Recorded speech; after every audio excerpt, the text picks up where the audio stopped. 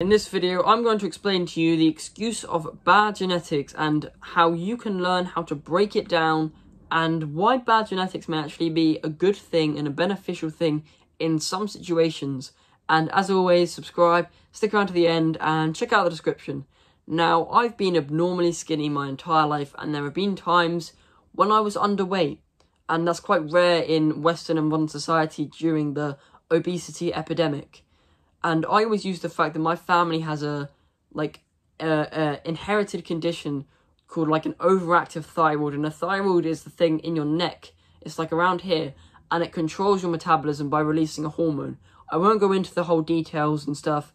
I mean, as much as I'd like to, because it's all scientific and I'm interested in that stuff, I'm going to keep it simple for you and say that the more that this hormone is released from the overactive thyroid, the harder it is to gain weight and the faster your metabolism is and the faster you lose weight.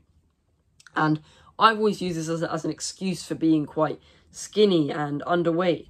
And the fact that I also did a lot of running was just perfect for me to say things like, oh, it's fine for me to be skinny because I have bad genetics and stuff. And obviously, now I've broken down this barrier. I've broken down the barrier of having bad genetics and a fast metabolism. And now I've been gaining weight and eating food, eating lots and lots of food, and bulking. I've gained maybe 12 to 13 kilograms in the last 6 to 9 months.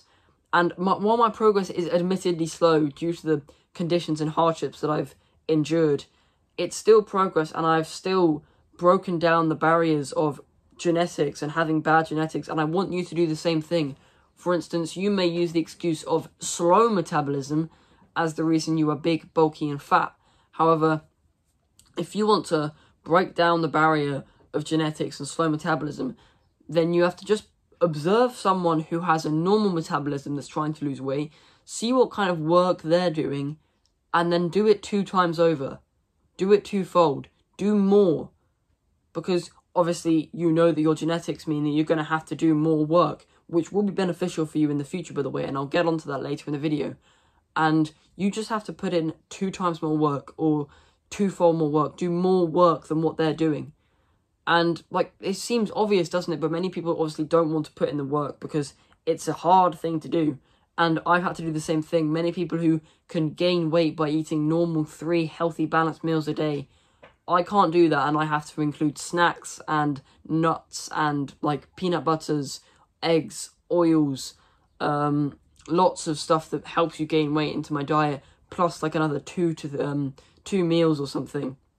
And that means that I even still only gain a minimal amount of weight, like daily or monthly or weekly, compared to someone who has a normal metabolism. And this means that I've now experienced more hardships and more struggles to do with like a fitness journey than someone with normal metabolism would have. And this is beneficial to you. You have to kind of understand that, because when people who have like normal metabolisms, they may get complacent with their journeys. So the people in school or the people at work that you know, they may have like really naturally lean bodies, and they say that they don't really go to the gym and they don't work out that often, but they have like abs, they have a big chest, they have big arms, and you just wonder how these people have such good genetics. And you use the excuse that they have good genetics as to why they are big. And obviously, yes, while that's true, and you may not have as good genetics of them, they're going to get complacent and they may end up falling off. They may not have as good physique as they currently do in 10 years' time. And you would have put in the work for 10 years or so, do more strenuous exercise than people who have normal metabolism, more than the people from work who are naturally lean and naturally have abs, naturally have big chests and arms and stuff.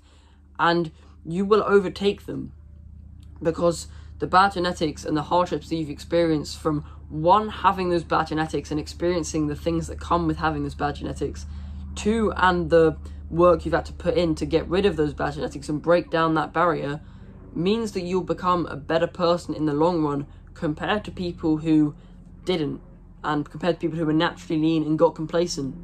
Because you've also probably seen the people who have got like clips on their TikToks or Instagrams or whatever, and it's like them being quite big, quite strong, they've been going to the gym for a while, and it says, oh, you must have such good genetics, and then it like cuts to them being quite skinny or quite fat in the past. And that is what I'm kind of talking about here, because they never really had good genetics. They were always either skinny or fat for their entire childhood. And then they put in the work because they were tired of having bad genetics. They broke down the barrier, and now they reap the rewards and they have the physique that they want. And obviously you can do the same thing too. You can overcome your fast metabolisms, your slow metabolisms. You can overcome the things that debilitate you. And while it may be difficult, you will become a better person on the other side as long as you put in more work than people who are like normal in a way and have normal genetics or good genetics. And they may eventually become complacent, they may fall off, they may start going to the gym less, they may start partying more, they may get into bad habits and start indulging in things that they probably shouldn't, while you stay focused on your goals and your commitments to breaking down your barriers, and you eventually win. That is how you win. And the things that you may be experiencing now to do with your bad genetics, you may be experiencing being made fun of because you're fat or because you're skinny. Use these moments of discontent, as I call them, to spur you on to break down the barrier harder than anyone else, even with bad genetics, even with normal genetics, could possibly do.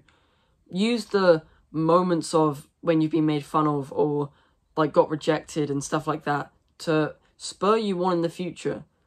Because I guarantee you that if you have a fast metabolism and you continuously go on a bulk for like a year, sacrifice the summer cut or whatever, go on a continuous bulk for like a year and gain like 20 to 30 kilograms, then you've broken down the barrier and you've overcome and overtaken the people who may have only gained like 20 kilograms but were only taking it slowly because they had a normal metabolism.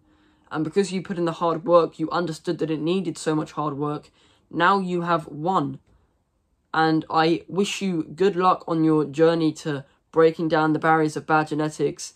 I wish you good luck on your bulk or your cut or whatever your current fitness goals are. And may I remind you that this doesn't have to be anything to do with fitness either. This could be due to your skills to make money. You may be like a bad salesperson and you develop those skills. You develop those things, like even though it's not really genetic that you're a good salesperson or a bad salesperson, you develop your skills and you overtake and overcome people who are average at sales, and you become a good salesman and you overtake the people who are average salesmen. And that's just how it works. And it can be applied to so many different things that I won't go over in this video because I haven't really thought of that, and a lot of what I've just said was improvisation. But just think of your weaknesses and your things that debilitate you to do with your genetics. Maybe it's your looks, and maybe you consider yourself to be ugly. Then what you would do is you'd groom yourself. You'd start going on like a hygiene routine. You start showering, you start doing your hair and stuff.